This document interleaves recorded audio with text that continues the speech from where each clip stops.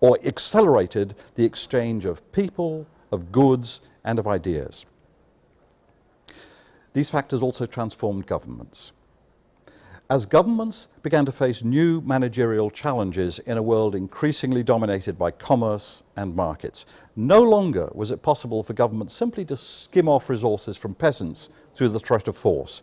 Now, as increasing numbers of their citizens became wage earners, they had to become managers of markets.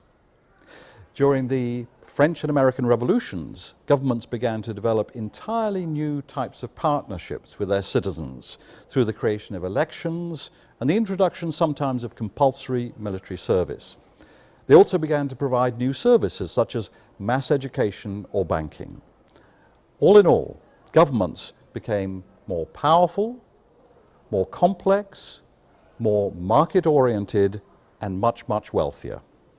The Industrial Revolution transformed the international balance of wealth and power.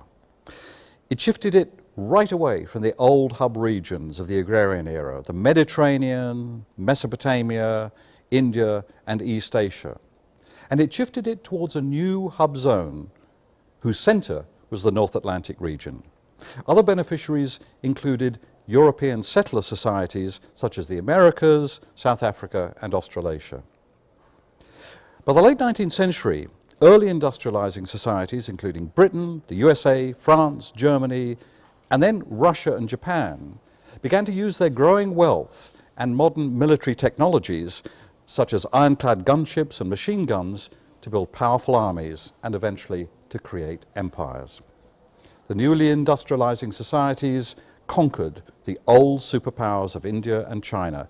By 1900, India was ruled by Britain, and the Chinese economy was dominated by a consortium of industrialized powers. The Middle East, Southeast Asia, and Africa were also carved up into colonies. By now it was clear that industrialization meant power. So by 1900, the world seemed to be divided into two regions: a smaller, industrial, wealthy, and extremely powerful region, and a much larger, weaker, unindustrialized, and much poorer region.